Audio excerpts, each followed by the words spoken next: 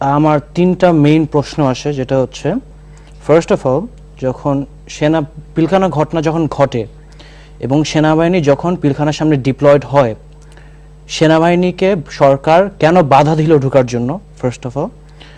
আমার দ্বিতীয় প্রশ্ন হচ্ছে, এটা একটা মিলিটারি সিচুয়েশন, এখানে সেনাবাহিনী ট্যাকল করবে, সেনাবাহিনী না পাঠায় তারা রাজনৈতিক নেতাদের কেন পাঠালো সিকিউরিটি ছাড়া, এটা আমার একটা প্রশ্ন। এবং সরকার এত কনফিডেন্স কিভাবে পায়?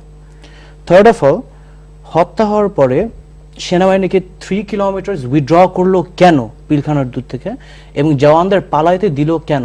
এটা আমার মেইন 3 কোয়েশ্চেন্স। যেটা 57টা অফিসারকে খুন করে বডি মিউটিলেট করা হয়েছে, বাজেভাবে হত্যা করা হয়েছে, বেয়নেট দিয়ে খোঁচানো হয়েছে। 57 অফিসার্স। আমরা লিবারেশন ওয়ারে এত অফিসার জীবন হারাইনি, কিন্তু এ 2টা দিনে উই লস 57 ব্রাইট অফিসার্স।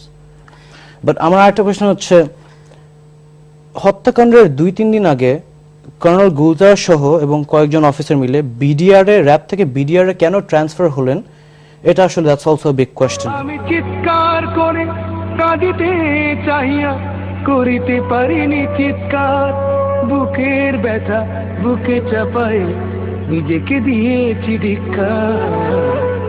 কতটুকু অশ্রু গড়ালে হৃদয় জলে সিক্ত, কত প্রদীপ শিখা জ্বালালে জীবন আলোয় দীপ্ত, কত ব্যথা বুকে চাপালে তাকে বলি আমি ধৈর্য।